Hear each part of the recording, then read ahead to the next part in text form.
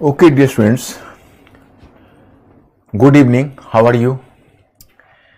पिछले क्लास में मैंने आप लोगों को उपनिवेशवाद और साम्राज्यवाद का टॉपिक कवर किया था, बट मैं स्टूडेंट्स आप तो जानते हो कि मैं आपसे फैक्चुअल इंफॉर्मेशन की अपेक्षा नहीं करता।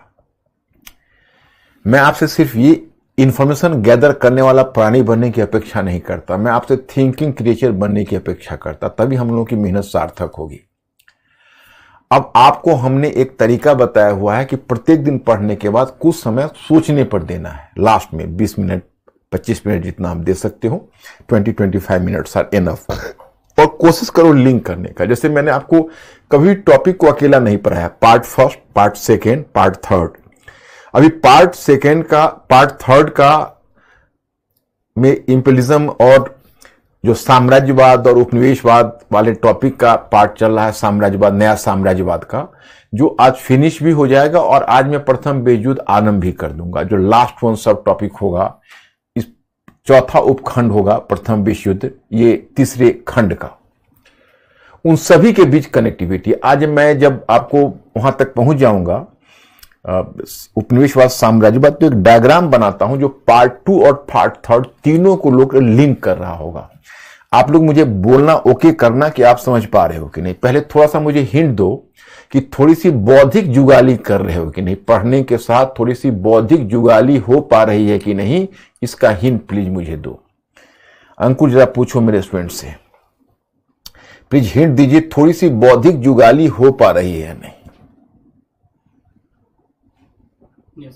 हो रही है। हाँ, तो क्या पूरा नहीं, लेकिन शुरू कर दिया। हाँ, शुरू कर दो, क्योंकि देखो लेट करोगे, जितना लेट करते जाओगे उतना पीछे रह जाओगे। जितनी उन्हें सूनर इज द बेटर, जितनी जल्दी शुरू कर दो उतना बढ़िया है।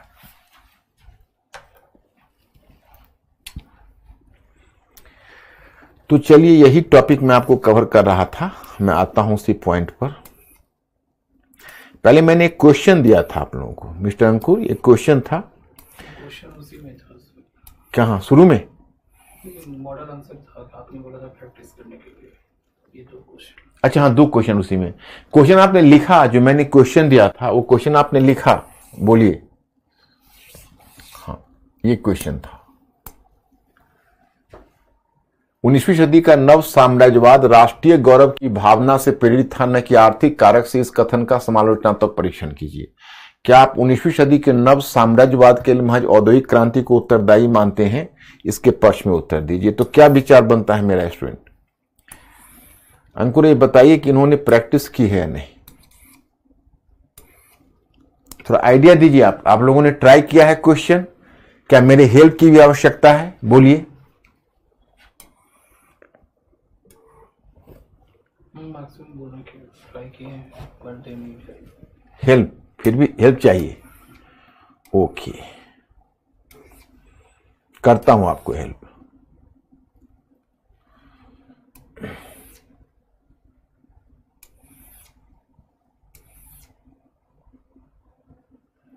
Just 1 minute. चलिए, आपका पहला क्वेश्चन है,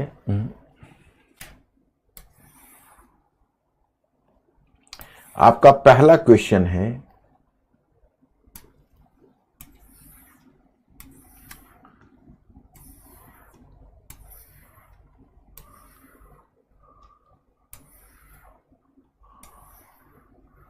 ये है कि 19वीं सदी का नव साम्राज्यवाद राष्ट्रीय गौरव की भावना से प्रेरित था, न कि आर्थिक कारक से। इस कथन का समालोचनात्मक परीक्षण कीजिए। तो अब इसको शुरू करना है, तो क्या आप इसको शुरू नहीं कर सकते? देखो कितनी आसानी से आप इसको शुरू कर दोगे। मैं शुरू करवाता हूं। देखो,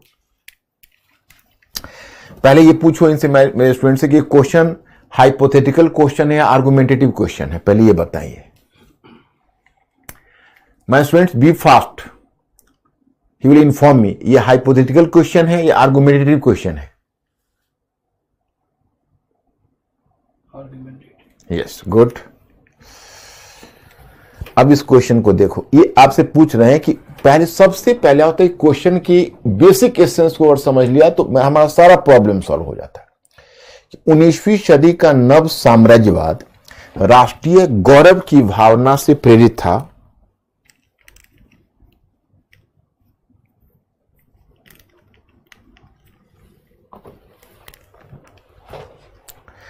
न कि आर्थिक कारक से इस कथन का समालोचनात्मक परीक्षण कीजिए।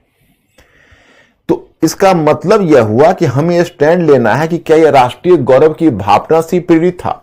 तो आप जानते हो कि राष्ट्रीय गौरव की भावना एक प्रोमिनेंट कॉज था, लेकिन हम औद्योगिक क्रांति की भूमिका को कैसे अस्वीकार कर सकते हैं। देखो, हमें फंसाने की कोशिश कर रहा, हमसे वह कबूल करवाना चाह रहा है जो उचित नहीं है। क्वेश्चन आर्गुमेंटेटिव है, हम इसको ऐसे शुरू कर देंगे। हाँ, कि 19वीं सदी का नव साम्राज्यवाद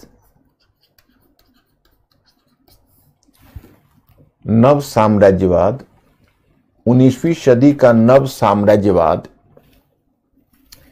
एक जटिल प्रक्रिया का परिणाम था। 19वीं सदी का नव साम्राज्यवाद एक जटिल प्रक्रिया का परिणाम था तथा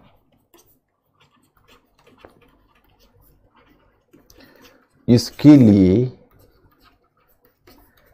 एक से अधिक कारक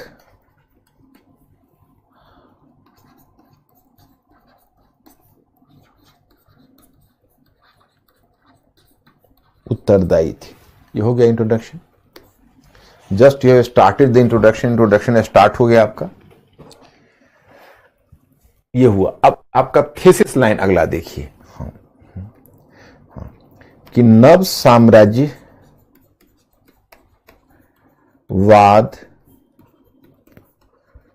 के उद्भव, कौन सा शब्द यूज किया है, ये क्या है कि राष्ट्रीय गौरव। हाँ, उद्भव में राष्ट्रीय गौरव ने, राष्ट्रीय गौरव जैसे कारक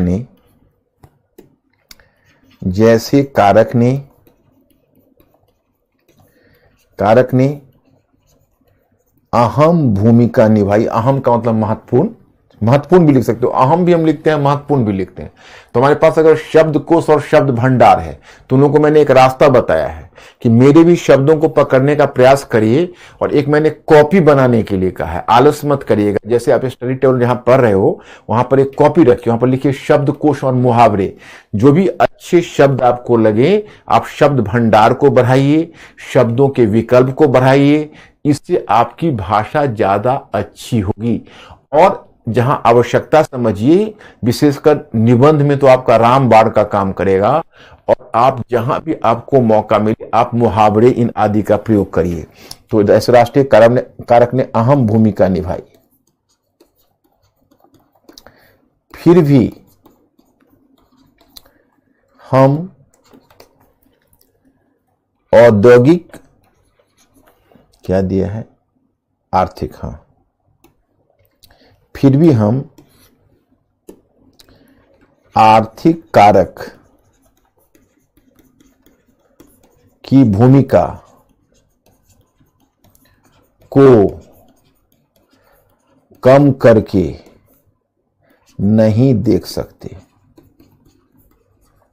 मतलब ये हमारा स्टैंड हुआ, एक थेसिस हुआ कि चलो भाई ये इसने भूमिका तो निभाई, लेकिन हम आर्थिक कारक की भूमिका को कैसे कम कर दें। वो तो कम हम कर ही नहीं सकते। That is important. ये जो तुमने स्टैंड लिया है ये बहुत अपने आप में इंपॉर्टेंट स्टैंड है कि आर्थिक कारक की भूमिका को हम कम करके नहीं देख सकते। अब उसके बाद पैराग्राफ चेंज करके लिखियो कि यूरोप में कुछ देश ऐसे थे जो औद्योगिकरण में आगे नहीं थे, बावजूद इसके उन्होंने साम्राज्य निर्माण में अत्यधिक रुचि दिखाई। जैसे फ्रांस, उसके लिए राष्ट्रीय गौरव की भावना महत्वपूर्ण थी। जो देश बाजार के लिए भी विस्तार कर रहे थे, तो बाजार उनको केवल अपने उत्पादों के लिए नहीं, राष्ट्रीय गौरव के लिए भी चाहिए था। एक ब्रिटिश घोषणा करता है कि हमारे साम्राज्य में सूर्यास्त नहीं होता, तो एक जर्मन जवाबी नारा देता है, हमें भी सूरज के नीचे जमीन चाहिए। उसके पीछे राष्ट्रीय गौरव की भावना भी।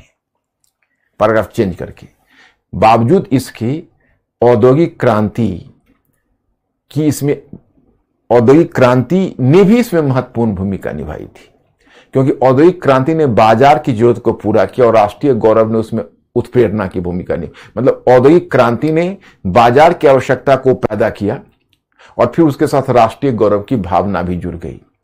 क्योंकि हम देखते हैं कि 1870 के दशक के बाद अधिकांश देश जो साम्राज्य निर्माण की तरफ आगे बढ़े वो औद्योगिक क्रांति में आगे रहे थे। हो गया अब आपका, उसको मतलब निष्कर्ष दे दीजिए। तो कोशिश तो आप करिए। और देखो जैसे दूसरा क्वेश्चन है, ठीक उसका उल्टा है कि आप 19वीं सदी के नव साम्राज्यवाद के लिए महज औद्योगिक क्रांति को उत्तरदायी मानते हैं। अपने मत के पक्ष में उत्तर दीजिए। यहां पर आप स्टैंड लीजिए कि औद्योगिक क्रांति ने निश्चय ही इसमें निर्णायक भूमिका निभाई थी, लेकिन हम इसका पूरा श्रेय केवल औद्योगिक क्रांति को नहीं दे सकते। तो वहां पर औद्योगिक क्रांति की भूमिका में पहला पैराग्राफ लिख डालिए और फिर उसके बाद आप बाकी कारकों के बारे में बस एक पैराग्राफ में बाकी कारकों के बारे में बस पासिंग रेफरेंस केवल दे दीजिए। 3-4 जो कारक है, ये भी था, वो भी था, वो भी था, हो गया। तो कभी भी क्वेश्चन आए तो उसे हिम्मत नहीं हारनी है। मैं डेली आपको एक क्वेश्चन का प्रैक्टिस करवाऊंगा।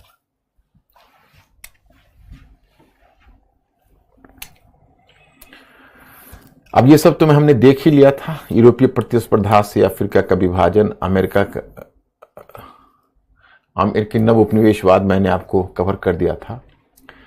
फिर मैंने पुराने साम्राज्यवाद में क्या है, पुराने साम्राज्यवाद में यह है कि वो उपनिवेशों से केवल वस्तुएं लूटते थे, और जो नया साम्राज्यवाद है वहां उपनिवेशों में अपने बाजार का निर्माण करते थे, उपनिवेशों से कच्चे माल लेते थे।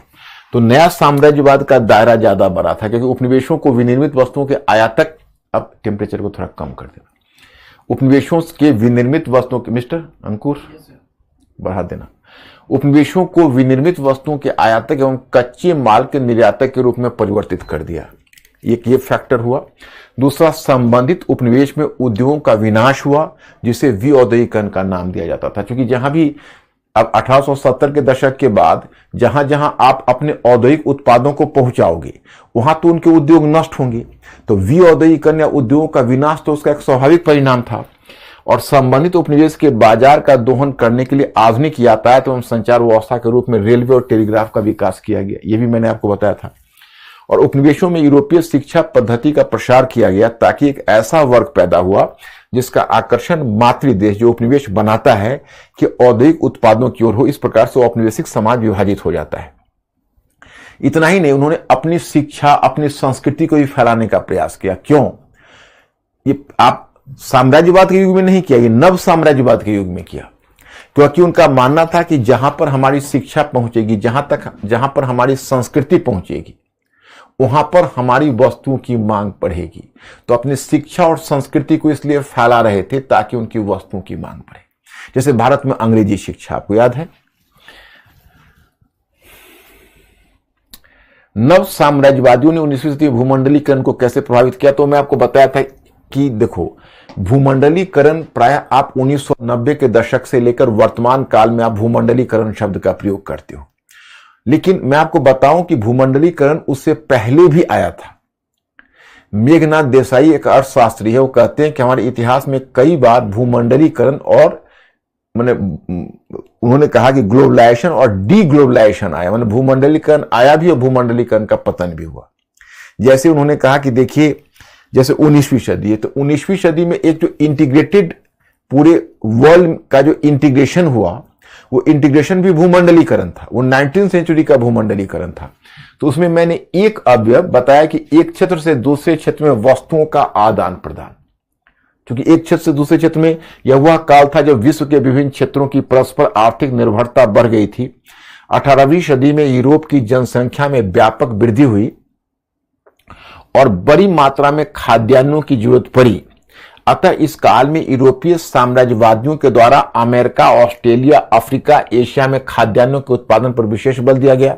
मतलब वो क्या करते थे, उपनिवेशों से कच्चे माल और खाद्यान्न ले लेते थे और वहां पर अपने उत्पादित, अपने जो विनिर्मित वस्तुएं उसको पहुंचा देते थे।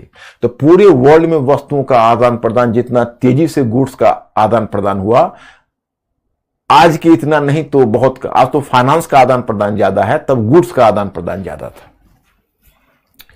दूसरा पूंजी का आदान प्रदान, क्योंकि वो उपनिवेशों में पूंजी लगाते थे। याद करिए 1857 के बाद भारत में कितनी पूंजी आई थी, ब्रिटिश पूंजी और विभिन्न क्षेत्रों में लगी थी। एक तो सरकारी कर्ज के रूप में आई थी, रेलवे के प्रत्याभूत ब्याज के रूप में आई थी, शिपिंग में लगी थी, इंडस्ट्री में लगी, इंडस्ट्री में तो कम लगी थी, टी कॉफी प्लांटेशन में लगी थी। तो उसी तरह दुनिया के बाकी उपनिवेशों में भी यूरोपीय पूंजी गई। तो पूंजी का आदान प्रदान भी एक फैक्टर है। और तीसरा है नवीन तकनीकी का विकास। तो नवीन तकनीकी में मैंने आपको बताया था कि रेलवे, वाष्प चालित जहाज, पहले जहाज मैनुअल होते थे, अब स्टीम इंजन लग गए। स्टीम इंजन आए तो रेलवे बन गया। और फिर आगे चलकर फिर देखोगे सुएज नहर 1869 में खुल गया। इलेक्ट्रिसिटी आई तो टेलीग्राफ का विकास हो गया और एक क्षेत्र से दूसरे क्षेत्र में वस्तुओं का आदान प्रदान संभव हुआ। एक क्षेत्र से दूसरे क्षेत्र में जनसंख्या का हस्तांतरण। अब यही देखिए कि यह हुआ काल था जब यूरोप की जनसंख्या बढ़ रही थी। फिर संसाधन एवं रोजगार की खोज में लगभग 50 मिलियन यूरोपीय लोग अमेरिकी महाद्वीप, अफ्रीका एवं एशिया में प्रवासी के रूप में चले गए।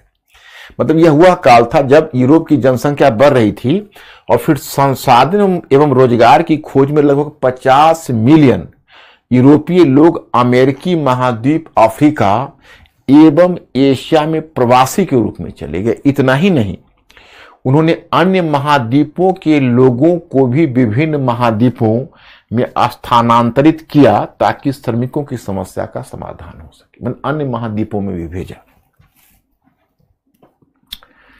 19वीं सदी के पूर्वार्ध तक श्रमिकों की समस्या का हल बहुत हद तक दास व्यापार के माध्यम से खोजा गया था, परंतु 19वीं सदी में, जैसे मैंने आपको बताया, देखिए ये टॉपिक थोड़ा सा आपको कॉम्प्लेक्स लगेगा, लेकिन इस पर एक फुल क्वेश्चन पूछा है, मैं आपको बता रहा हूं। ये क्वेश्चन 2018 का क्वेश्चन है, इसलिए मुझे वो टॉपिक देना पड़ा और थोड़ा बड़ा करके। जैसे देखो, मैंने भूमंडलीकरण के कारकों में टोटल 6 कारक दिए हैं, उस टॉपिक को उसी बीच में डाल दिए हैं। जैसे 5वां कारक है अंतरराष्ट्रीय मुद्रा के रूप में स्वर्ण मानक का प्रयोग, क्योंकि स्वर्ण मानक जब होगा तो सारी करेंसी स्वर्ण मानक से, मैं बता दूंगा कि स्वर्ण मानक से सारे करेंसी कैसे जुड़ेंगे। और नेक्स्ट जो 6ठा पॉइंट है, विश्व की साम्राज्यवादी शक्तियों के द्वारा अंतरराष्ट्रीय अर्थव्यवस्था का संचालन। जैसे मैं आपको ये भी समझा दूंगा, लेकिन मैं पहले आपको, ये तो 19वीं सदी का नव साम्राज्य राष्ट्रवादी कारक की उपस्थान की औद्योगिक क्रांति का, ये तो मैंने ऑलरेडी किया हुआ था क्वेश्चन, तब आप लोगों को दिक्कत क्यों हुई? आप इसको इसी को देख लीजिए, अनुकरण कर लीजिए।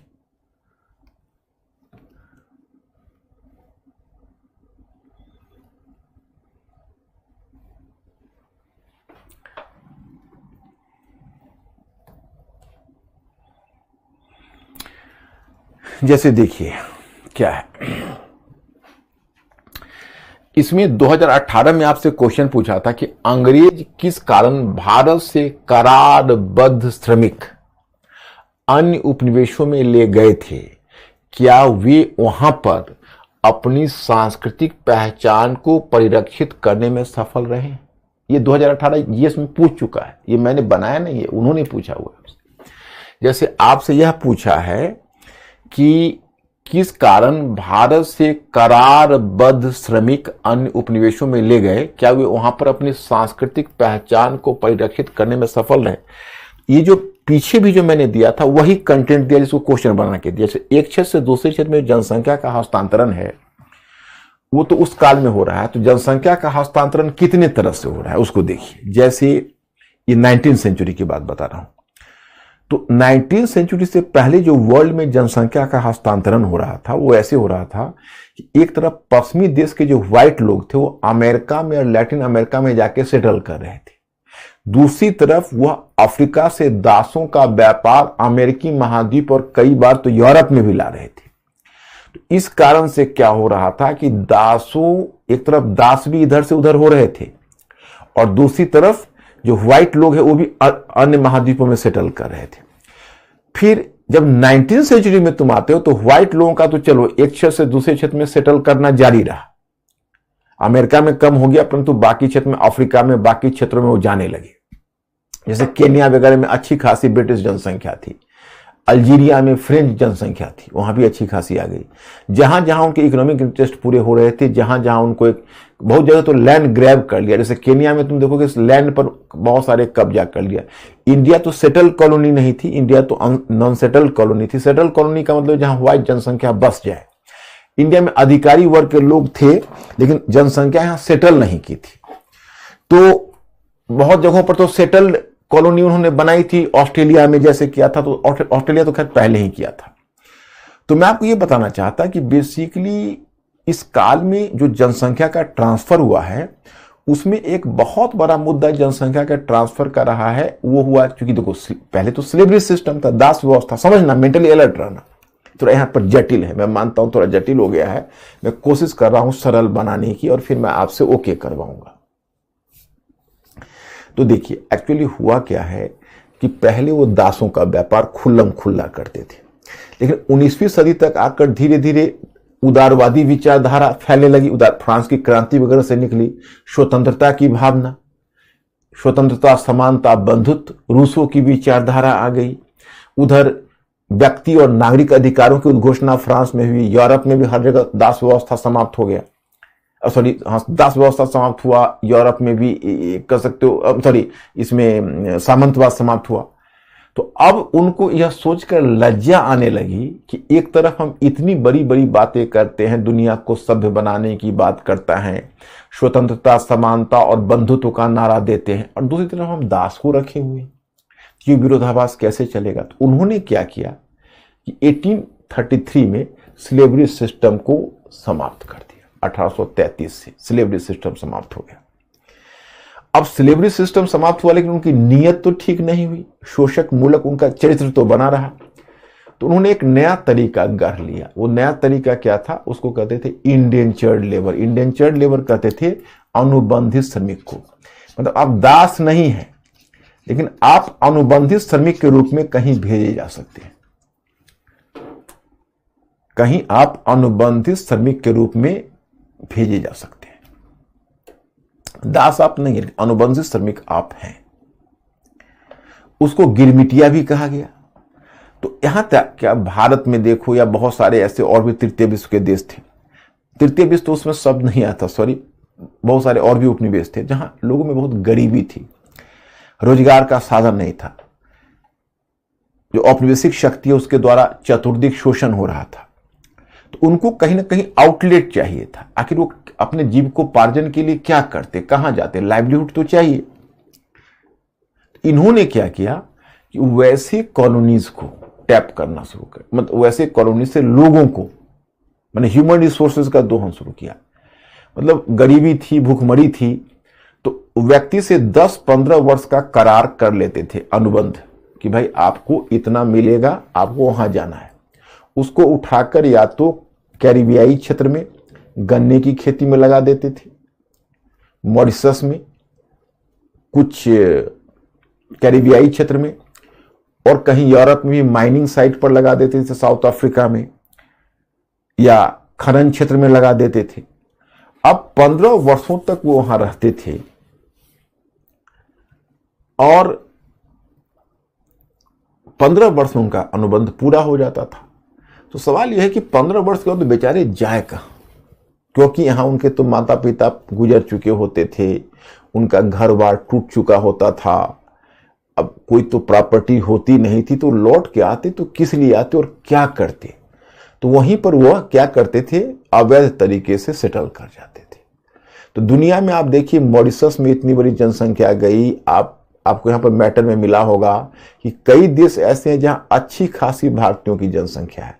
अब जैसे तमिलनाडु से कितनी बड़ी जनसंख्या को श्रीलंका भेजा उन्होंने, दक्षिण पूर्व एशिया भेजा, बिहार, यूपी और बाकी क्षेत्रों से उन्होंने कैरिबियाई क्षेत्र में भेजा। तो इस तरह से वो बहुत लोगों को भेजते रहे। तो वही क्वेश्चन में आपसे पूछा है, जो अनुबंधित श्रमिक, करारपत्र श्रमिक क्या था, जो मैंने क्वेश्चन के फॉर्म में दिया, और यही जनसंख्या का ट्रांसफर वाले मैटर में भी मैंने कवर किया है। तो क्वेश्चन का जो सेकेंड वन पार्ट है वो आपके लिए इंटरेस्टिंग है। जैसे आपसे पूछता है वो कि, जैसे मैं ये बताता हूं,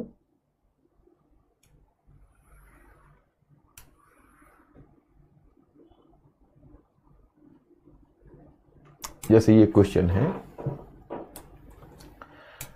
करारबद्ध श्रमिक अन्य उपनिवेशों में ले गए तो क्या वो उस पर अपनी सांस्कृतिक पहचान को परिरक्षित करने में सफल है? मतलब वो जब जिस देश में गए वहां सेटल हुए तो अपनी संस्कृति वहां ले गए या वहां की संस्कृति में ही घुल मिल गए, ये आपसे पूछना चाहता है। तो चलिए इसको हम ऐसे करते हैं। 1833 ईस्वी में उदारवादी विचारधारा के फलस्वरूप दास प्रथा का उन्मूलन हुआ। इससे ब्रिटेन में औद्योगिक क्रांति के फलस्वरूप उद्योगों में काम करवाने हेतु श्रमिकों की आवश्यकता पड़ी और इस स्थिति में ब्रिटिश ने भारत में श्रमिकों से अनुबंध किया। दरअसल ब्रिटेन में औद्योगिकरण के कारण बड़े बड़े उद्योगों की स्थापना हुई, जिनसे सूती वस्त्र उद्योग, खनन उद्योग, रेलवे का विकास हुआ। विशेषकर लोहे को गलाने के लिए, कोयला खनन के लिए काफी मजदूरों की आवश्यकता पड़ी। इसलिए ब्रिटिश द्वारा करार किए गए मजदूर मुख्य रूप से कैरिबियाई द्वीप समूह, गुयाना, ट्रिनिडाद, टोबैगो तथा अन्य देशों में, जिनमें फिजी, नेटाल शामिल है, में भेजे गए एवं तमिलों को मुख्य रूप से मलाया तथा सूरीनाम भेजा गया, जहां इनसे अमानवीय परिस्थितियों में घंटों काम करवाया जाता था। इस अनुबंधित श्रमिकों के साथ भारतीय संस्कृति भी गई, जिसके लक्षण वहां आज भी देखे जा सकते हैं।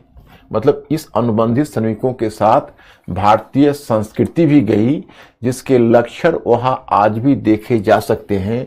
जहां मॉरिशस में भोजपुरी के साथ साथ तमिल, हिंदी और मराठी भाषाओं का प्रयोग होता था।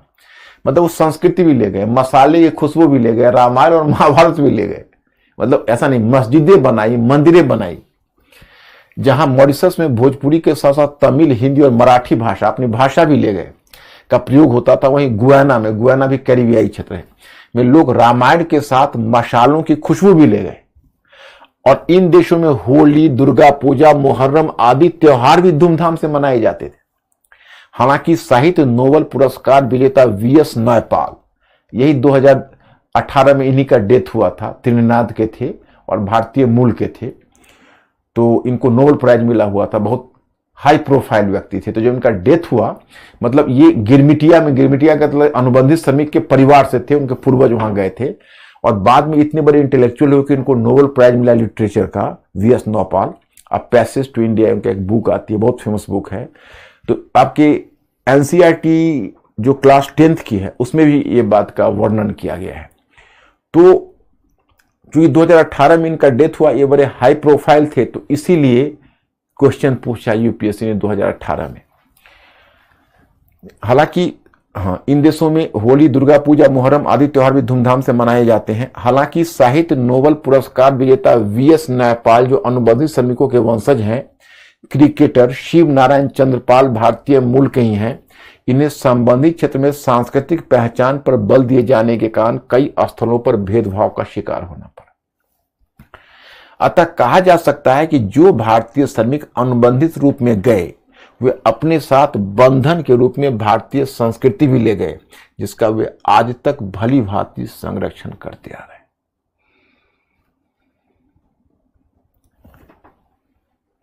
मैंने वहां पर उन्होंने अपनी संस्कृति का परिरक्षण किया। क्वेश्चन समझ में आ गया? अब चलिए हम लोग जो टॉपिक कर रहे हैं तो उसमें 2 पॉइंट और जुड़ जाएगा। एक अंतर्राष्ट्रीय मुद्रा के रूप में स्वर्ण मानक का प्रयोग और दूसरा विश्व की साम्राज्यवादी शक्तियों के द्वारा अंतर्राष्ट्रीय अर्थव्यवस्था का संचालन। मतलब इसमें मैं आपको ये बताना चाह रहा कि जो 19वीं सदी का भूमंडलीकरण है, वो भूमंडलीकरण में टोटल 6 फैक्टर्स की हमने चर्चा की है। जैसे आपका टर्म आता है, नव साम्राज्यवादियों ने 19वीं सदी में भूमंडलीकरण को कैसे प्रेरित किया। तो ये प्रेरित इस तरह से किया कि एक क्षेत्र से दूसरे क्षेत्र में वस्तुओं का आदान प्रदान हुआ, जिस कारण से एक क्षेत्र से दूसरे से ज्यादा बेहतर जुड़े। भूमंडलीकरण का एक लक्षण समझ में आ गया होगा। दूसरा, पूंजी का आदान प्रदान एक क्षेत्र से दूसरे क्षेत्र में हुआ तो लिंक बना। तीसरा, नवीन तकनीकी का विकास हुआ, रेलवे, टेलीग्राफ, सुएज नहर का खुलना, वाष्प चालित जहाज, तो स्टीम जहाज, शिप, तो इससे ट्रांसपोर्ट कम्युनिकेशन मजबूत हुआ। और एक क्षेत्र से दूसरे क्षेत्र में जनसंख्या का हस्तांतरण, जिसमें व्हाइट पीपुल कहीं कहीं जाकर बसे। फिर अनुबंधित करार पत्र के श्रमिक के रूप में 50 लाख लोगों को एक क्षेत्र से दूसरे क्षेत्र में किया गया। इसमें थोड़ा बड़ा करके दिया गया है, इसमें क्वेश्चन भी कर दिया गया है। और फिर 5वां पॉइंट पीछे से जुड़ेगा, ये थोड़ा कंफ्यूजन क्रिएट करेगा, आप लोग पढ़ने के क्रम में ध्यान रखिएगा। नहीं होगा तो पॉइंट को अलग बना लीजिएगा। टोटल 6 पॉइंट है। और अंतर्राष्ट्रीय मुद्रा के रूप में स्वर्ण मानक का प्रयोग, अब ये क्या है मैं आपको बताता हूं। जैसे देखिए, आज क्या है, अंतर्राष्ट्रीय मुद्रा डॉलर है, पाउंड भी यूज होता है। अब तो बहुत कंफ्यूजन हो गया है, रेनमिनमी भी कुछ चाइना अपना बढ़ाना चाहती है, कुछ देशों में आपस में भी गठबंधन हो रहा है। इंडिया ने भी रूपी ट्रेड के लिए कई देशों से समझौता किया है। तो अभी तो डी डॉलराइजेशन कहते हैं इसको, डी डॉलराइजेशन का युग है, मतलब डॉलर का धीरे धीरे डिक्लाइन हो रहा है। लेकिन मैं आपको यहां पर बताऊं कि स्वर्ण मानक 19वीं सेंचुरी में जो अभी डॉलर जो भूमिका निभा रही है, 19वीं सेंचुरी में वो गोल्ड स्टैंडर्ड निभाती थी। कैसे? तो जैसे देखो, एक कंट्री है, तो एक कंट्री ने अपनी करेंसी, इसको कहते थे गोल्ड इंडेक्स्ड करेंसी, स्वर्ण मानक के पर आधारित। जैसे एक कंट्री ने अपनी करेंसी के रूप में डॉलर चुना, ओके, और बी कंट्री ने अपनी करेंसी के रूप में पाउंड चुना। तो अब डॉलर और पाउंड, एक ने पाउंड चुना, दूसरे ने डॉलर चुना, मान लीजिए। तो अब उसमें दिक्कत ये आ रही है कि जैसे आज मान लो अंतर्राष्ट्रीय व्यापार होता है, तो आप कहोगे भाई हम डॉलर ले लो, तो आज की बात नहीं, 19 सेंचुरी, आज तो डॉलर एस्टेब्लिश्ड करेंसी है, एज गुड एज गोल्ड है, तब की बात कर रहा हूं। तो कहेगा मैं डॉलर नहीं लूंगा, मैं क्या करूंगा कागज लेकर, पता नहीं इसका क्या वैल्यू है, हम क्या करेंगे। दूसरा कहेगा पाउंड ले लो, कहेगा नहीं मैं पाउंड नहीं लूंगा। तो उसका एक तरीका क्या बनाया कि जैसे देखो ये डॉलर है, तो माना कि तरीका ये बनाया कि माना कि $1 5 ग्रेन गोल्ड के बराबर कर दिया कि भाई 5 ग्रेन, जैसे हम 5 ग्रेन गोल्ड पहले रख लेंगे अपने पास, तब $1 जारी करेंगे, मतलब ये 5 ग्रेन गोल्ड की गारंटी है। और इसने माना कि मैं 1 पाउंड को 20 ग्रेन गोल्ड की गारंटी पर बनाया। ये थोड़ा अपना करेंसी को सोचा कि मैं थोड़ा हायर डिनोमिनेशन का बनाता हूं, तो इसने 20 ग्रेन गोल्ड का पाउंड बना लिया। तो अब आराम से व्यापार हो सकता था। क्यों? क्योंकि अगर इसको 1 लाख पाउंड इसको देना है, अगर ट्रेड में इसको घाटा होता है, और इसको 1 लाख डॉलर, 1 लाख पाउंड अगर इसको देना है, तो ये देखिएगा भाई 20 ग्रेन का 1 पाउंड है और 5 ग्रेन का $1 है, तो $4 is equal to 1 pound, $4 is equal to 1 pound. तो ये क्या करेगा कि अगर इसको 1 लाख पाउंड की देनदारी है, तो ये $4 लाख देगा। तो अब डॉलर तो कागज का रुपया हो, कैसे जाएगा? तो $4 लाख इसको देना है, तो उतना गोल्ड ट्रांसफर कर देगा, उतना गोल्ड। जैसे आपको मैं बताऊं कि $1 5 ग्रेन गोल्ड का है, और $4 लाख को 5 से आप मल्टीप्लाई करिए तो 20 लाख ग्रेन गोल्ड हुआ, तो 20 लाख ग्रेन गोल्ड ये ट्रांसफर कर देगा। और अगर इसकी देनदारी है कि भाई हम $1 लाख की देनदारी इसको है, तो ये कैलकुलेट करके देखेगा तो कहेगा कि भाई मेरी एक करेंसी का तो $4 होता है, तो मुझे तो 25,000 पाउंड देना होगा। तो 25,000 पाउंड चूंकि 20 के हिसाब से है, तो उसी तरह से ये क्या करेगा कि 25,000 पाउंड भर का ये 20 ग्रेन के हिसाब से मल्टीप्लाई करके गोल्ड इसको दे देगा। इस तरह से गोल्ड मानक का मतलब हुआ कि डिफरेंट करेंसी का रिलेशनशिप ही गोल्ड के आधार पर होगा, और अगर व्यापार संतुलन एक के पक्ष में जाएगा तो दूसरा उसको गोल्ड ट्रांसफर करेगा।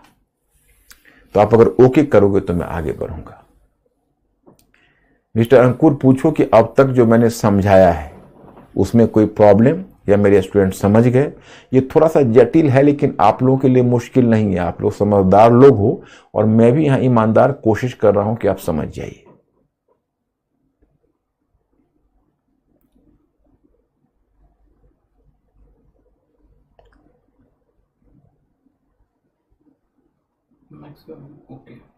Okay, right.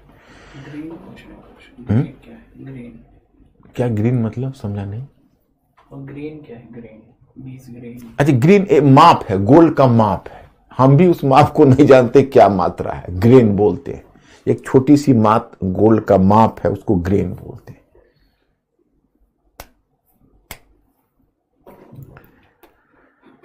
अब देखो, अंतरराष्ट्रीय मुद्रा के स्वर्ण मानक और विश्व की साम्राज्यवादी शक्तियों के द्वारा अर्थव्यवस्था का संचालन। अब देखो, अब जैसे देखो, अब अंतर्राष्ट्रीय अर्थव्यवस्था संचालित हो ही नहीं पाती जब तक कोई उस अर्थव्यवस्था का गार्जियन ना हो। अब मान लीजिए कि दो देश है, एक बात बताइए, तो दो देश है, तो अब हमने आपको लोन दिया, आपने हमसे लोन लिया, और आप अगर लोन को रिपे करने से इनकार कर गए तो कौन आपसे लोन वसूल करेगा? तो अंतर्राष्ट्रीय इस तरह से मुद्रा का लेन देन तो चल ही नहीं पाएगा विभिन्न कंट्रीज में, तो कैसे ग्लोबलाइजेशन कैसे होगा?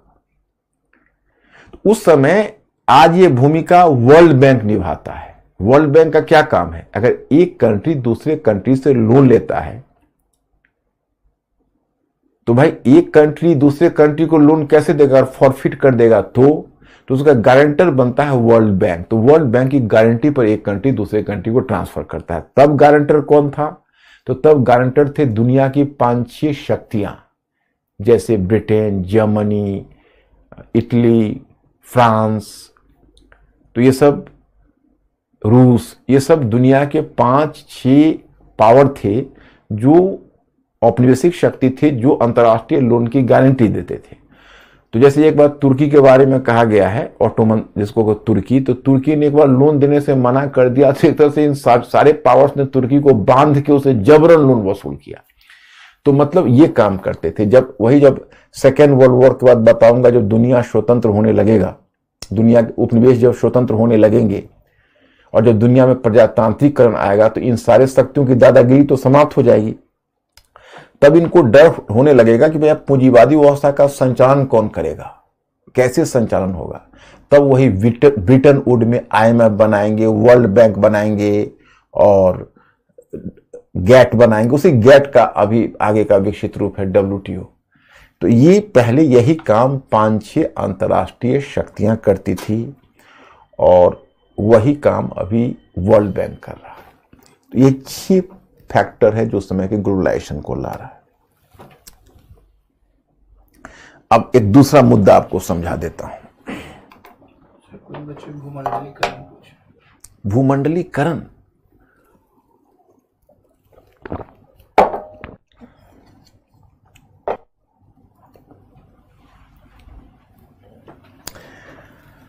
एक बात बताओ, तुम भूमंडलीकरण के युग में रह रहे हो और तुम हमसे भूमंडलीकरण पूछ रहे हो। क्या तुम समाचार पत्र, अखबार नहीं पढ़ते, न्यूज़पेपर नहीं पढ़ते, न्यूज़ नहीं सुनते? देखो, मैं तो तुम्हारी सेवा के लिए हूं, मुझे ना का मतलब ही नहीं, मैं अच्छे ढंग से तुमको समझा देता हूं। लेकिन मुझे जिज्ञासा होती है कि अभी मैं पूरा 6 के 6 पॉइंट बता दिया और जब मैंने उसको फिनिश किया तब आप पूछ रहे हो भूमंडलीकरण से मतलब क्या है।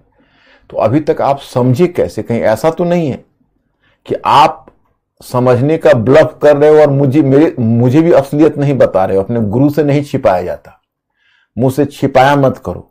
अगर कोई चीज समझ में ना आ रहा हो तो मुंह से साफ पूछा करो। गुरु से शिष्य कुछ नहीं छिपाते। मैं तुमसे यही उम्मीद करता हूं। देखो, भूमंडलीकरण बड़ा सिंपल सी चीज है, चलो, लेकिन हम तुमको थोड़ा, क्योंकि मेरा फार्मूला है रीड, फील एंड थिंक। जब तक तुम फील नहीं करोगे तो क्या समझोगे? मान लो ये दुनिया ऐसे तो नहीं है, लेकिन बना दिया दुनिया को ऐसे तुम लोगों के खातिर। तो चलो मान लीजिए दुनिया ऐसे है जो आपको दिखे। इस दुनिया में पहले क्या है कि अलग अलग नेशनल बाउंड्री है। ये सब नेशनल बाउंड्री है, अलग अलग देश हैं, अलग अलग महाद्वीप हैं, सब कुछ। इन राष्ट्रीय सीमाओं को से परे हटकर जब आपस में इनका समायोजन, आर्थिक, सांस्कृतिक, जब आदान प्रदान तीव्र हो जाता है, इनके बीच अगर एक तरह का एक आर्थिक और बेहतर आर्थिक और सांस्कृतिक समायोजन होने लगता है, एक क्षेत्र से दूसरे क्षेत्र में तेजी से जनसंख्या का ट्रांसफर होने लगता है, एक क्षेत्र से दूसरे क्षेत्र में तेजी से गुड्स का ट्रांसफर होने लगता है, तो ये जो पूरी प्रक्रिया जो शुरू होती है, उस पूरी प्रक्रिया को हम भूमंडलीकरण कहते हैं। और ये इतिहास में पहले भी हो चुका है। मैं आपको बताना चाहता कि अभी 1990 के दशक में जो आप देख रहे हो, ये तो भूमंडलीकरण है ही। 1990 के दशक के बाद शुरू हुआ, आज भी है, थोड़ा धक्का लगा है, लेकिन मुझे नहीं लगता कि अब भूमंडलीकरण से पीछे हम लोग जा सकते हैं। तो 19वीं सदी में भी वो भूमंडलीकरण आया, लेकिन आगे चलकर वो भूमंडलीकरण फर्स्ट वर्ल्ड वॉर के बाद टूट जाएगा। क्यों टूटेगा वो मैं जब वहां पहुंचूंगा तो बताऊंगा। वैसे आप हमें ये बताइए कि यहां तक तो आपने स्वर्ण मानक समझ गए, ये समझ गए। अंकुर मेरे स्टूडेंट ठीक हैं या कोई और क्वेश्चन है उनका? एक विक्रम है, वो कह रहे हैं कि उपहार प्रणाली। देखो, एक क्षेत्र से दूसरे क्षेत्र में, जैसे अपने उपनिवेश से उपहार प्रणाली, विक्रम उपहार प्रणाली एक नाम है, उस नाम से डरना मत। इसका मतलब है कि मैटर अभी ठीक से नहीं पढ़े हो। उपहार प्रणाली का मतलब हुआ कि जो उपनिवेश है, उपनिवेश से मातृ देश बहुत तरह का लाभ लेते थे। तो उपनिवेश से जो उनके पास धन का नियमित हस्तांतरण होता था, वस्तु के रूप में होता था या ब्याज की अदायगी के रूप में होता था या चुंगी के रूप में होता था, कोई रूप में जो अपने उपनिवेश से जो धन मातृदेश जो उपनिवेश को बनाता है वो प्राप्त करते थे, तो उसी का नाम है एक तरफा धन का, एक उपनिवेश से मातृदेश में धन का एक तरफा हस्तांतरण का मतलब है उपहार प्रणाली। उपहार प्रणाली वही।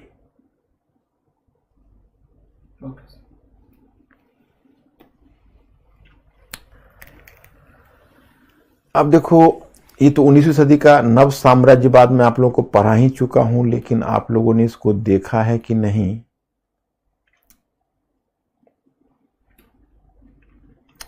अब मैं पहले आपको एक डायग्राम से समझा देता हूं एक चीज। अब देखो, ये जितनी हुई चीजें पीछे तुमने देखा, पार्ट 2 और पार्ट 3, तुम लोग थोड़ा सा गौर से देखना और लास्ट में बच्चे हमें बताना, तभी मैं सेटिस्फाई होऊंगा। ये पार्ट 2 है, ये पार्ट 3 है। ये पार्ट 2 और पार्ट 3 है। ये सब मिलके पैदा करेगा फर्स्ट वर्ल्ड वॉर। कैसे परिस्थितियां होंगी उसको देखो। एक प्रभाव देख रहे हो, फ्रांस की क्रांति। फ्रांस की क्रांति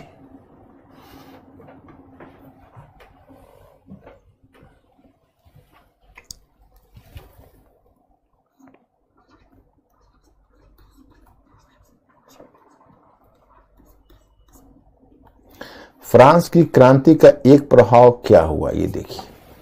नहीं, फ्रांस की क्रांति का इमीडिएट प्रभाव हुआ राष्ट्रवाद।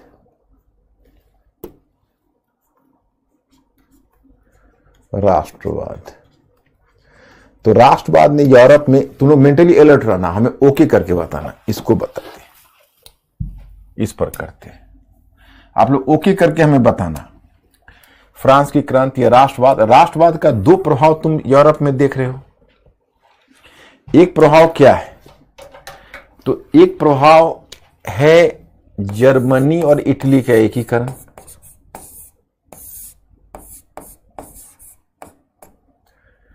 एवं इटली का एकीकरण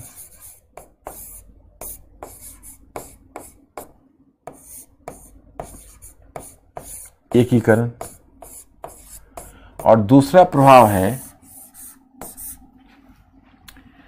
पूर्वी यूरोप के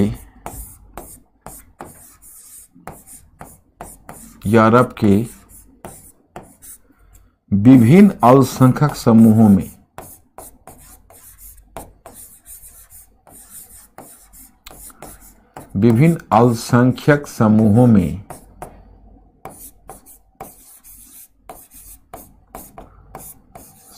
में राष्ट्रवादी आकांक्षा,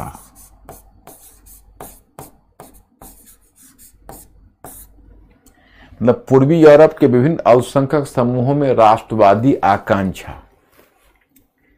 जैसे फ्रांस की क्रांति का एक प्रभाव यहां पर राष्ट्रवाद है, यहां जर्मनी एवं इटली का एकीकरण, यहां पूर्वी यूरोप के विभिन्न अल्पसंख्यक समूहों में राष्ट्रवादी आकांक्षा।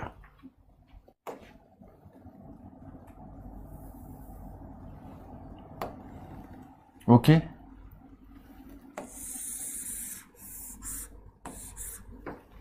अब पहले यहां,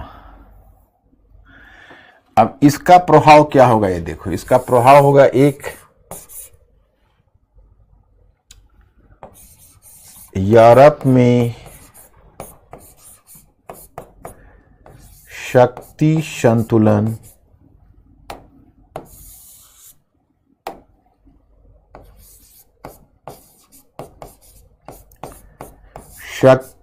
संतुलन का बिगड़ जाना,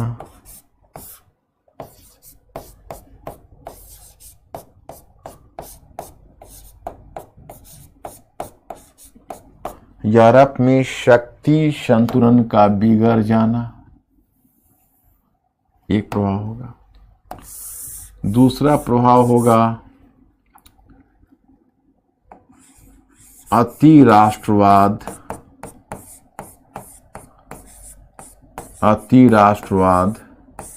और ये अति राष्ट्रवाद होता है साम्राज्यवाद भी कहलाता है। अति राष्ट्रवाद ये कहलाता है साम्राज्यवाद।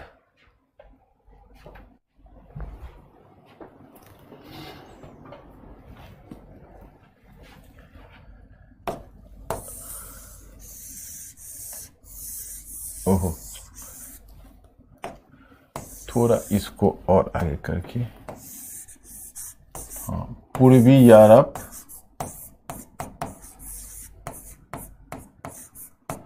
के अल्पसंख्यक समूहों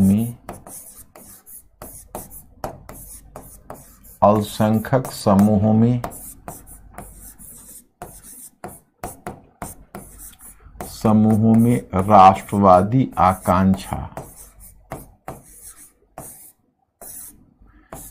राष्ट्रवादी आकांक्षा का बढ़ जाना, कि चाहे राष्ट्रवादी आकांक्षा केवल कर दीजिए बस। अब ये जो राष्ट्रवादी आकांक्षा है, इसका परिणाम क्या होगा? तो बाल्कन समस्या मैं समझा चुका हूं आप लोगों को। मुझे लगता है कि बाल्कन समस्या आप लोगों को याद होगा, क्योंकि मैं आपको बाल्कन समस्या समझा चुका हूं। तो ये हो गया राष्ट्रवाद। अब दूसरा है, ये फ्रांस की क्रांति है। दूसरा है औद्योगिक क्रांति। अब देखो औद्योगिक क्रांति क्या प्रभाव पैदा करेगा, प्रभाव पैदा करेगी। इसका एक प्रभाव होगा बाजार एवं कच्चे माल के स्रोत की खोज,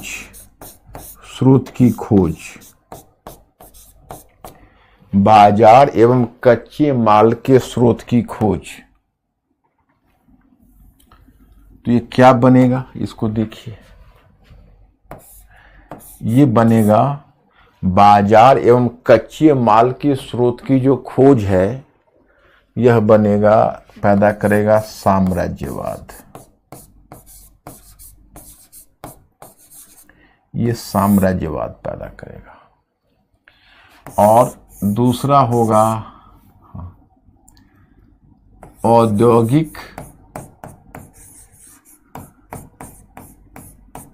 औद्योगिक श्रमिक अथवा सर्वहारा। जानते होंगे आप लोग, सर्वहारा वर्ग का उद्भव। अब ये होगा, ये जन्म देगा किसको? तो मार्क्सवाद को।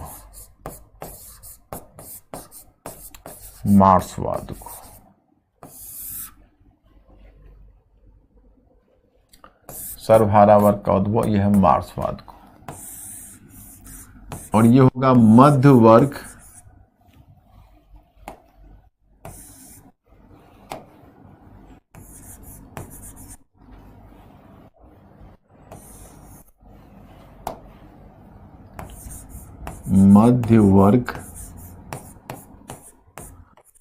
का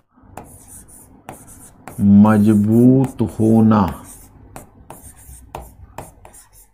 मध्य वर्ग का मजबूत होना। तो मध्य वर्ग का मजबूत होना, तो या मध्य वर्ग का मजबूत होना या मध्य वर्ग का शक्तिशाली होना पहले से, तो यहां पर ये आ जाता है राष्ट्रवाद। राष्ट्रवाद चाहे राष्ट्रवाद की प्रगति।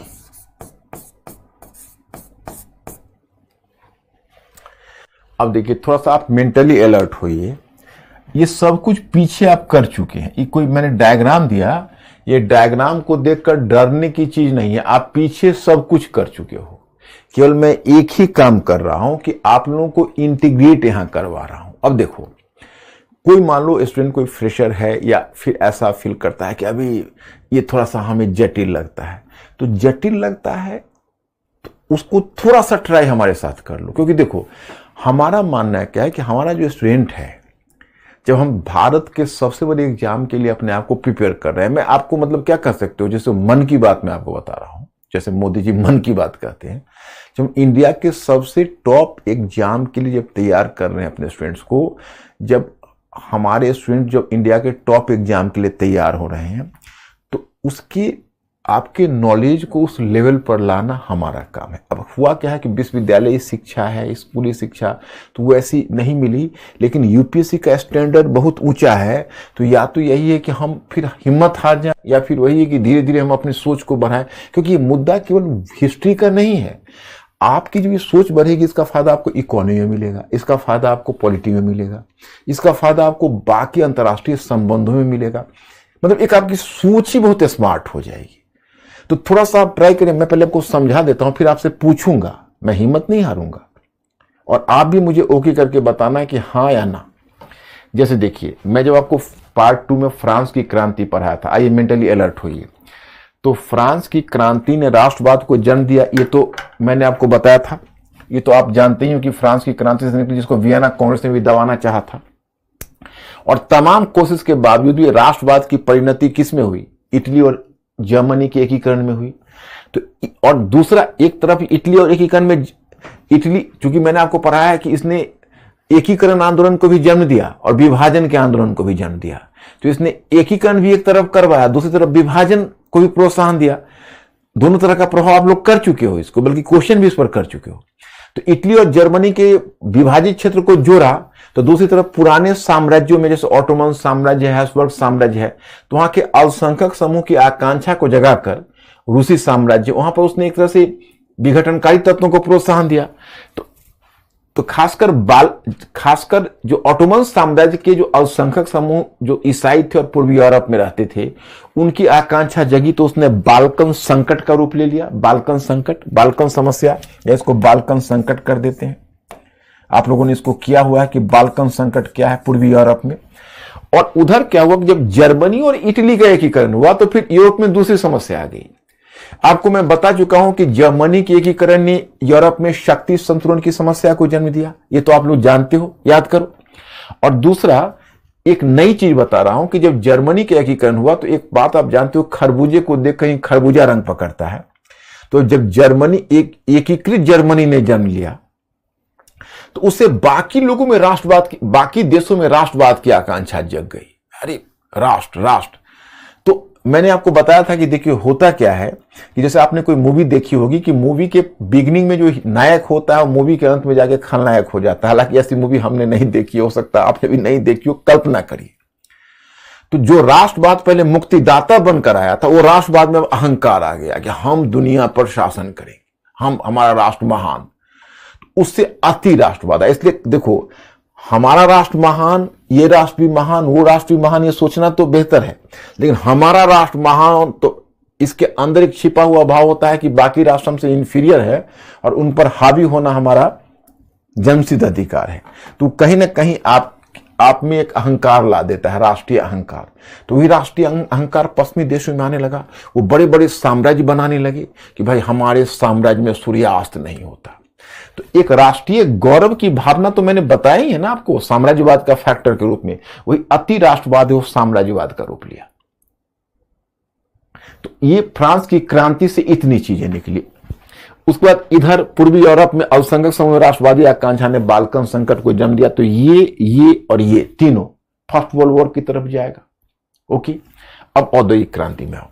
औद्योगिक क्रांति का मतलब है बाजार और कच्चे माल के स्रोत की आवश्यकता, तो साम्राज्यवाद की तरफ जाएगा। ओके, फिर अब औद्योगिक श्रमिक अथवा सर्वहारा वर्ग का उद्भव, तो दुनिया के मजदूरों एक हो। कार्ल मार्क्स जो सर्वहारा वर्ग तो मैं समझा चुका हूं, सर्वहारा प्रोलेटेरिएट क्लास, तो मार्क्स ने उसको एक प्रचंड समाजवादी आइडियोलॉजी दी। तो क्या हुआ, मार्क्सवाद।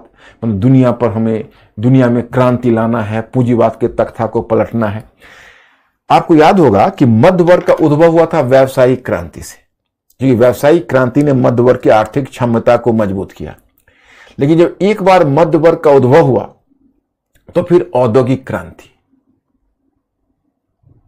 जब मध्य वर्ग का उद्भव हुआ तो मध्य वर्ग के उद्भव के बाद फिर औद्योगिक क्रांति आई, और औद्योगिक क्रांति में मध्य वर्ग ने अहम भूमिका निभाई। जब औद्योगिक क्रांति होगी तो मध्य वर्ग की शक्ति और भी मजबूत होगी। औद्योगिक क्रांति के बाद मध्य वर्ग की शक्ति और भी मजबूत हुई, सशक्त मध्य वर्ग आया, पावरफुल मिडिल क्लास। तो अब जैसी सर्वहारा वर्ग की आइडियोलॉजी मार्क्सवाद या उग्र समाजवाद थी, तो जब सर्वहारा वर्ग की आइडियोलॉजी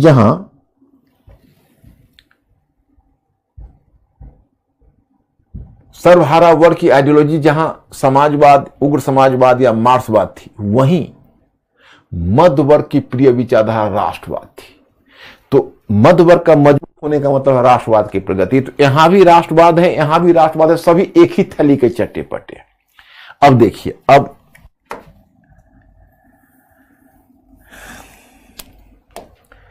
ये यूरोप में शक्ति संतुलन बिगड़ जाना, साम्राज्यवाद, बाल्कन संकट, यह साम्राज्यवाद लगभग एक है, क्योंकि साम्राज्यवाद को तो एक से अधिक प्रेरक कारक है, औद्योगिक क्रांति भी प्रेरक कारक है और राष्ट्रवाद भी है।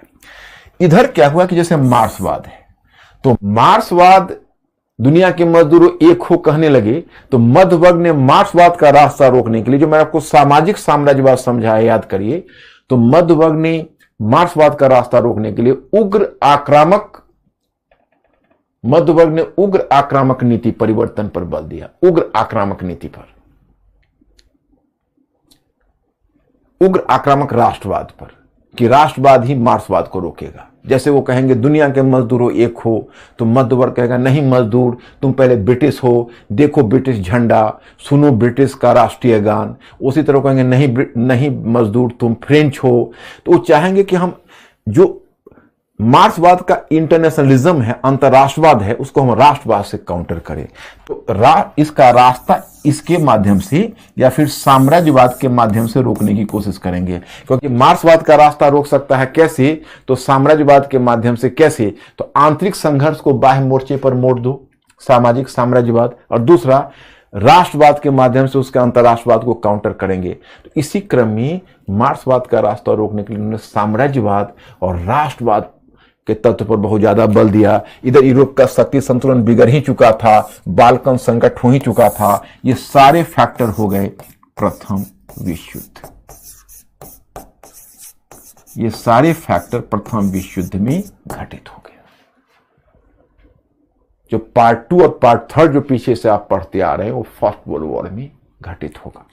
थोड़ा जटिल तो है लेकिन स्टैंडर्ड है। थोड़ा बताओ माय स्टूडेंट्स, कैसा फील कर रहे हो? कुछ बातें समझ में आई या मेरा कोई हेल्प फर्दर?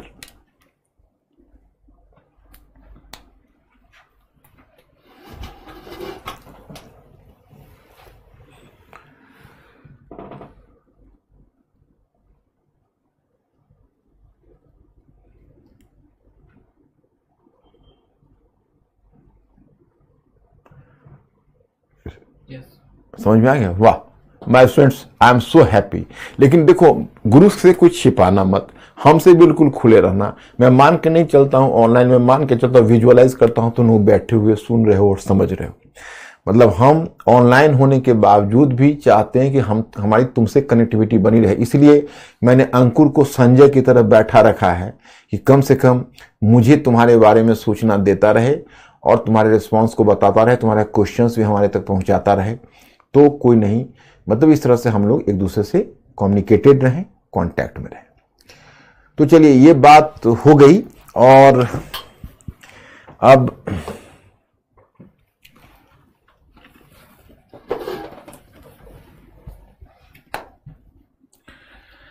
उन्नीसवीं सदी एक अति दीर्घ सदी थी जो 1789 से आरंभ होकर 1914 में समाप्त हुई। जैसे देखो, एक्चुअली एक हिस्टोरियन है, एरिक हॉब्सबॉम नाम है, आपको नाम से क्या लेना देना, वो ब्रिटिश मार्क्सवादी विद्वान है। उसने 19th सेंचुरी को क्या कहा जानते हो? बड़ा इंटरेस्टिंग बात कही, लॉन्ग 19th सेंचुरी, अति दीर्घ 19वीं सदी। अति दीर्घ 19वीं सदी का मतलब हुआ कि भाई उनका कहना है कि 1789 से शुरू हुआ और 1914 तक चला, यानी 125 वर्षों की सदी थी। क्यों? वो मानते हैं, देखो फ्रांस की क्रांति तो 1789 में हुई, 18वीं सदी के अंत में। वो मानते हैं कि जब से फ्रांस की क्रांति हुई तब से 19वीं सदी शुरू हो गई, मतलब अपने मन में। और ये 19वीं सदी कंटिन्यू की 1914 में, 1914 में जब फर्स्ट वर्ल्ड वॉर शुरू हुआ, तो 125 वर्षों की सदी थी। और 20वीं सदी को आगे वो कहेंगे शॉर्ट 20th सेंचुरी, लघु 20वीं सदी। अब लघु 20वीं सदी क्यों कहेंगे पता है? क्योंकि उनका कहना होगा कि 1914 से तो 20वीं सदी शुरू ही हुआ और वो पहुंच गया 1991 में जब सोवियत रूस का विघटन होगा, आगे देखोगे तो उसको कहते हैं यहीं से 20वीं सदी समाप्त हो गई। तो अपना उनका परसेप्शन है। तो लॉन्ग 19th सेंचुरी में वही है, फ्रांस की क्रांति और औद्योगिक क्रांति, इन दोनों ने मिलकर फर्स्ट वर्ल्ड वॉर लाया। तो जो मैंने अभी पीछे डायग्राम में समझाया है, तो फ्रांस की क्रांति और औद्योगिक क्रांति दोनों का प्रभाव तुम लोग पढ़ लेना, तो ये लॉन्ग 19th सेंचुरी समझ में आ जाएगा कि इसको अगर कहीं दिक्कत हो तो फिर तो मैं बैठा हुआ आपको हेल्प करने के लिए। अब इसमें आता है अंतर अनुशासनात्मक, यही लास्ट है। तो अंतर अनुशासनात्मक 19वीं सदी का भूमंडलीकरण क्या था, इसका संचालन किस प्रकार होता था? ये तो मैंने 4-5 पॉइंट, वही रिपीट है, कोई नई चीज नहीं, ये रिपीट है। तो इसको आप आगे बढ़ा दीजिए। साम्राज्यवाद का पश्चिमी देशों पर प्रभाव, मतलब साम्राज्यवाद है उसका पश्चिमी देशों पर क्या प्रभाव पड़ा, तो ये मैंने एरिया कवर किया है।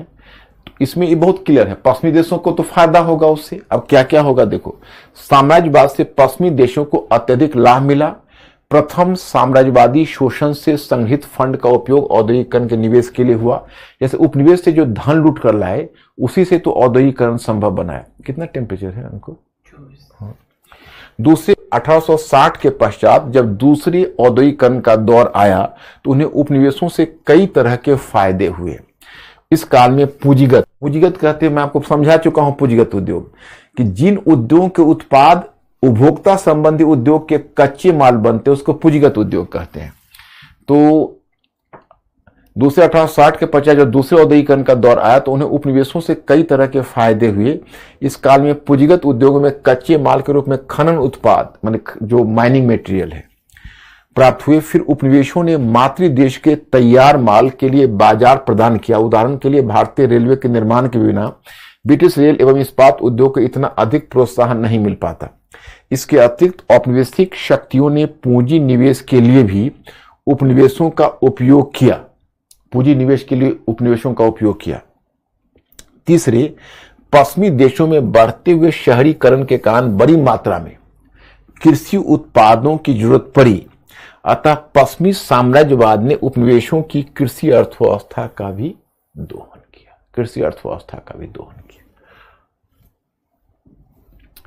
साम्राज्यवाद से औपनिवेशिक शक्तियों को कुछ अप्रत्यक्ष लाभ भी मिला था। वस्तुतः उन देशों में औद्योगिकरण के परिणाम स्वरूप एवं औद्योगिक श्रमिक वर्ग स्थापित हो चुका था तथा वर्ग संघर्ष के कारण संबंधित देश में साम्राज्यवाद की प्रगति हो रही थी। ऐसी स्थिति में उपनिवेश से लूट कर लाए गए सामाजिक साम्राज्यवाद जो मैंने बताया कि उपनिवेश से एक लाभ उनको ये मिला कि उनके अपने देश में मजदूर धीरे धीरे आक्रोश में आ रहे थे, तो अपने मजदूरों को खुश करने के लिए अपने उपनिवेश से गए, वहां से जो धन लूट कर लाए उसका एक छोटा सा भाग मजदूरों को देने लगे। तो मजदूरों को जब संसाधन मिले तो संतुष्ट हो गए और क्रांति के रास्ते से हट गए। जो मैंने लेनिन के बारे में बताया था, साम्राज्यवाद पूंजीवाद का अंतिम चरण, तो वही तर्क दिया गया है। उनके श्रमिक क्रांति के मार्ग से हटते चले गए। इसके अतिरिक्त साम्राज्यवादी मोर्चे पर संबंधित देश की सफलता के कारण लोगों का ध्यान आंतरिक समस्याओं से हटकर बाह्य मोर्चे पर चला गया। इससे भी समाजवाद की प्रगति अवरुद्ध हुई। और उपनिवेशों पर साम्राज्यवाद का प्रभाव, उपनिवेशों पर साम्राज्यवाद का वो तो आपको पश्चिमी देशों पर प्रभाव है, औपनिवेशिक शक्तियों पर। अब उपनिवेशों पर, तो उपनिवेशों पर तो बहुत बुरा प्रभाव पड़ेगा, जो तुम पहले से ही जानते हो, इसको पढ़ोगे तो क्लियर हो जाएगा। उपनिवेशों पर साम्राज्यवाद का बड़ा ही दुखद एवं पीड़ादायक अनुभव रहा। साम्राज्यवादी शक्तियों ने उपनिवेशों की कृषि संपदा को निचोड़ दिया, उनके कृषि को बहुत निचोड़ा। फिर पश्चिमी देशों के औद्योगिक उत्पादों ने उपनिवेशों के हस्तशिल्प उद्योगों को गहरा धक्का पहुंचाया, क्योंकि वहां से तैयार माल लाते थे तो इनके हस्तशिल्प उद्योगों को धक्का लगा। इस कारण उपनिवेशों में क्रय शक्ति कम हो गई। सबसे बढ़कर यूरोपीय साम्राज्यवाद केवल प्राकृतिक संसाधनों का ही दोहन नहीं किया, बल्कि उपनिवेशों में मानव श्रम का भी भरपूर दोहन किया, जो पीछे बता चुका हूं। पूर्व काल में अफ्रीकी महाद्वीप से बड़े पैमाने पर दासों को बेचा गया, परंतु 19वीं सदी के उत्तरार्ध तक साम्राज्यवादी शक्ति होने तक शोषण का हथकंडा बदलने लगे थे तथा अपनी नई नीति को श्वेतों के अधिभार, जो उसी को ऊपर वाला ही रिपीट है, घबराना मत, व्हाइट्समैन का नाम देने लगे थे। अतः अब दास व्यवस्था का स्थान करारबद्ध श्रमिक, इंडेंचर्ड लेबर, ने ले लिया था। 19वीं सदी के करारबद्ध श्रमिक को दास व्यवस्था की नई पद्धति का भी नाम दिया जाने लगा था। मैंने इस करारबद्ध पद्धति जो है उसको दास व्यवस्था की नई पद्धति भी कहा जाने लगा। यह कहा जाता है कि जब ब्रिटिश साम्राज्य के ऊपर सूरज की चमक आई थी तो पहली चमक चीनी उत्पादक द्वीपों से ही उठी थी। ब्रिटिश साम्राज्य ने कैरिबियन द्वीप, मुख्यतः त्रिनिदाद, गुयाना और सुरिनाम, मॉरिशस एवं फिजी में अपने अपने उपनिवेश विकसित किए। वही बात है, रिपीट है, इसमें कोई नई चीज नहीं है। तो वही जो अनुबंधित श्रमिक, मैंने करारबद्ध श्रमिक और अनुबंधित एक ही है। वे इन क्षेत्रों में करारबद्ध श्रमिकों को भेजना आरंभ किया। इन श्रमिकों को खनन, बागान, रेलवे निर्माण विभिन्न क्षेत्रों में लगाया गया, परंतु इनका एक बड़ा हिस्सा चीनी उत्पादन में लगाया था। अधिकतर करारबद्ध श्रमिक वर्तमान उत्तर प्रदेश, बिहार, मध्य भारत तथा तमिलनाडु से भेजे जाते थे। तमिल मुक्त श्रीलंका और मलाया भेजे जाते थे। यही चीज है, इसको मैं क्या रिपीट करूं, आप लोग देखोगे जो पीछे मैंने करवा दिया है। समूह गुयाना में 1838 में लाया गया। यह अगर हम गहराई से परीक्षण करते हैं तो पाते हैं कि ये करारबद्ध श्रमिक स्वेच्छा से अन्य देशों की ओर पलायन नहीं करते, बल्कि ये शोषण मूलक ब्रिटिश शासन की उपज थे। वस्तुतः ब्रिटिश औद्योगिक नीति के कारण भारतीय हस्तशिल्प उद्योग का पतन हुआ। इस कारण अधिक संख्या में भारतीय बेरोजगार हो गए। इस प्रकार भू राजस्व की रकम अत्यधिक रखे जाने के कारण किसान अपनी जमीन से हाथ धो बैठते तथा फिर श्रमिक के रूप में कहीं और जाने के लिए विवश हो जाते। आगे 1900 ईस्वी के पश्चात भारतीय राष्ट्रवादी नेताओं इस पद्धति का जमकर विरोध किया तो 1921 में यह पद्धति समाप्त कर दी गई। अब यहीं पर, यहाँ पर मराठी, तेलुगु वही चीज है, इसमें कोई नई चीज नहीं। यहाँ पर देखो संविधानवाद का विकास जो दिया गया, वो संविधानवाद का विकास क्या है। यूरोपीय मध्य वर्ग ने सदा ही सीमित मताधिकार पर बल दिया था। यूरोपीय मध्य वर्ग ने सीमित मताधिकार पर बल दिया था, परंतु समाजवादी क्रांति के भय से पूंजीवादी सरकारों ने श्रमिक कल्याण का नया कार्यक्रम शुरू कर दिया तथा संविधान में गणतंत्रवादी समाजवाद जैसा शब्द उल्लेखित किया। जैसे मैं आपको बताना चाहता हूं, थोड़ा 1 मिनट मेंटली अलर्ट हो जाना। जैसे देखो, अमेरिकी क्रांति, फ्रांस की क्रांति, संविधानवाद का विकास वो आपने देखा। फिर जब 19वीं सदी के आरंभ में जब अखिल यूरोपीय क्रांति हुई, तो अखिल यूरोपीय क्रांति में आपने क्या देखा, 1830 की क्रांति, 1848 की क्रांति, तो उन देशों ने भी धीरे धीरे संविधान अपनाया और संवैधानिक राजतंत्र के मॉडल को अपनाया, लेकिन सभी ने सीमित मताधिकार को अपनाया था। अब हमारे यहां हम लोगों ने मॉडर्न हिस्ट्री में आपको बताया था कि हमने सीधा 1950 में 26 जनवरी 1950 में जो संविधान लागू किया, उसमें 1 मैन 1 वोट, जिसको कहते हो सार्वत्रिक व्यस्त मताधिकार के फार्मूला को अपना दिया। पश्चिम धीरे धीरे बढ़ा है, वहां पर गौर करना है, वहां पर डेमोक्रेसी एक साथ नहीं आई। अब क्यों आई है वो भी मैं आगे बताऊंगा। फिलहाल आप यह जानिए कि जब मार्क्सवाद आया, कार्ल मार्क्स आया, जब उसने क्रांति का भय दिखाया तो पश्चिम के पूंजीवादी देश डर गए और धीरे धीरे उन्होंने अपने मजदूरों को मताधिकार देना शुरू किया। तो स्वेच्छा से नहीं दिया, दबाव में दिया। आगे मैं बताऊंगा जब फर्स्ट वर्ल्ड वॉर होगा तो फर्स्ट वर्ल्ड वॉर के बाद उनकी नीति और भी बदलेगी, वो मैं आगे बताऊंगा। तो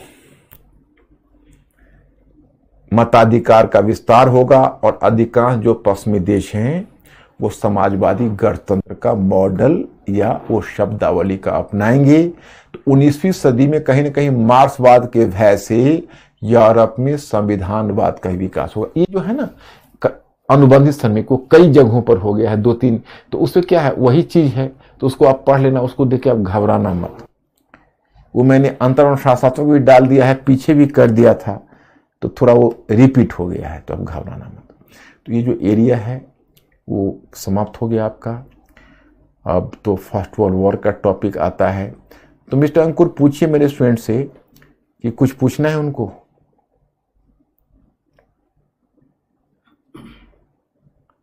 क्या बोल रहे हैं वो लोग? Okay sir. ओके है। अब देखो, अब अगला टॉपिक तो आपका है, आता है विश्व, और इसमें मैंने आपको डायग्राम में देख 19वीं सदी में राजनीतिक कारक, आर्थिक कारक, सामाजिक कारक क्या अपरिहार्य था। फर्स्ट वर्ल्ड वॉर में पहले मैंने डायग्राम बनाया है। इस वर्ल्ड वॉर के 1 2 3 4 5 कारक, फिर नीचे कारक। लेकिन 7 मिनट अब मेरे पास बचा हुआ है, तो क्या मैं वर्ल्ड वॉर आज शुरू करूं या फिर कल ही इस टॉपिक को कवर कर लूं? जैसे आप ये टॉपिक को पढ़ोगे, आज मैटर भेजा है या कल भेजा था? कल भेजा था। तो पहले तो आप ये बताइए कि आप प्रथम विश्व युद्ध का ये टॉपिक आप लोगों ने डाउनलोड कर लिया? ये आपका खंड 3 का सबसे लास्ट तीसरा उपखंड है। तो पहले आप ये बताइए कि इस टॉपिक को आप लोगों ने डाउनलोड कर लिया है, हाँ या ना? डाउनलोड कर लिया है।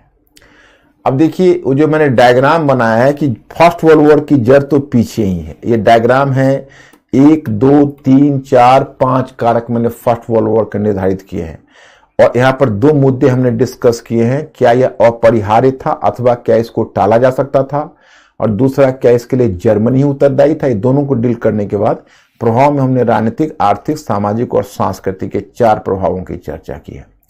अब यहां पर देख तो पहले पृष्ठभूमि। तो प्रथम विश्व युद्ध उग्र राष्ट्रवाद, साम्राज्यवाद और सैन्यवाद का त्रासद परिणाम था। यहीं से आप कोई क्वेश्चन शुरू कर सकते हो। इंट्रोडक्शन में आप देखो, अच्छे अच्छे मुहावरेदार शब्दों को याद कर लो। मैंने याद करने का, रटने का नहीं है। हम आप लोगों को देखो, अभी तो आपको यंग माइंड है, आपके पास इमेंस कैपेबिलिटी है। मतलब आप यही समझिए कि आपका दिमाग प्रॉपर यूज नहीं हुआ है। आप जितना उसकी क्षमता को बढ़ाओगे उतनी क्षमता बढ़ती जाएगी, विश्वास रखो। तो इसमें कुछ कुछ जो अच्छे लाइन है उसको जानबूझ के डाइजेस्ट करना की, ताकि क्वेश्चन स्टार्ट करने में आपको उससे सुविधा हो जाएगी। जैसे प्रथम विश्व युद्ध उग्र राष्ट्रवाद, साम्राज्यवाद एवं सैन्यवाद का त्रासद परिणाम था। 19वीं सदी की यूरोपीय राजनीति ने जो दिशा पकड़ ली थी वो स्वाभाविक रूप में प्रथम विश्व युद्ध की ओर चली गई। इसी आधार पर 19वीं सदी एक लंबी 19वीं सदी के रूप में जानी जाती है, जो 1789 से आरंभ होकर 1914 में समाप्त हुई। प्रथम विश्व युद्ध के साथ इस सदी का अंत हुआ था। तो जनरल इंट्रोडक्शन है। इतना बड़ा इंट्रोडक्शन आपको नहीं लिखना, आप केवल एक ही लिखना, प्रथम विश्व युद्ध उग्र राष्ट्रवाद, साम्राज्यवाद और सैन्यवाद का त्रासद परिणाम थी। हो गया आपका एक पंक्ति का इंट्रोडक्शन। अब प्रथम विश्व युद्ध के कारण, तो अगर हम प्रथम विश्व युद्ध के कारणों पर विचार करते हैं तो हमें यह ज्ञात होता है कि यह युद्ध जटिल परिस्थितियों की उपज था तथा इसके लिए राजनीतिक, आर्थिक, सामाजिक, वैचारिक और कूटनीतिक कारक सभी उत्तरदायी थे। अब देखिए, यहां पर तो राजनीतिक कारक आपको कम में दिया गया है, फ्रैंकफर्ट की संधि, लेकिन इसके लिए जानते हो मुझे बिस्मार्क की विदेश नीति समझाना पड़ेगा थोड़ा सा, जैसे, और तब आप इस लाइन का मतलब समझोगे। और आप लोग पूरी कितने पेजेज हैं ये मेरे,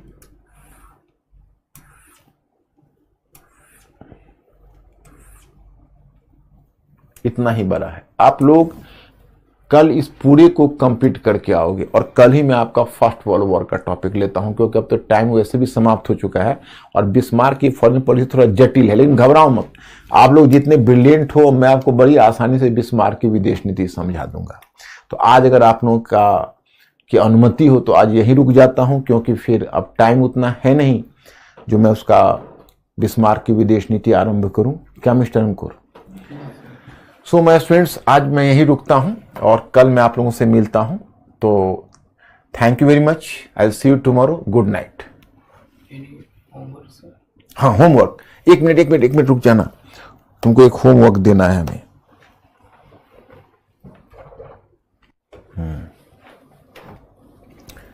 क्वेश्चन 19वीं सदी के भूमंडलीकरण से क्या तात्पर्य है?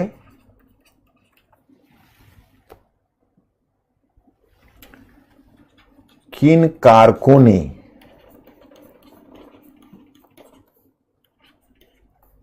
भूमंडलीकरण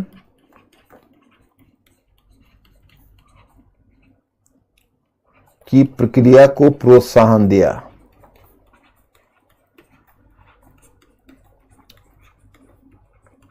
की प्रक्रिया को प्रोत्साहन दिया। 19वीं सदी के भूमंडलीकरण से क्या तात्पर्य है? किन कारकों ने भूमंडलीकरण की प्रक्रिया को प्रोत्साहन दिया? मात्र 150 वर्ड्स में लिखना है। इसमें आपकी योग्यता क्या है कि आप कैसे छोटा करके कम में अपने विचारों को प्रस्तुत कर सकते हैं। आप इस क्वेश्चन को ट्राई कर लोगे ना, कोई प्रॉब्लम तो नहीं है। हाँ या ना में अंकुर को खबर करो, मुझे पता चल जाएगा। मिस्टर अंकुर, इनका रिएक्शन देखिए, ये कर सकते हैं मेरे स्टूडेंट्स या नहीं।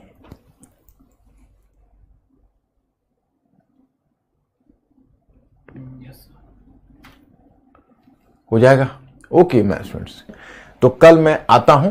ये क्वेश्चन आप लोग जरूर डेली एक क्वेश्चन करना है। इसी से आप वर्ल्ड हिस्ट्री समाप्त करते करते तक मुझे राइटिंग आपको सिखा देनी है। Okay, thank you very much. I will see you tomorrow. Good night.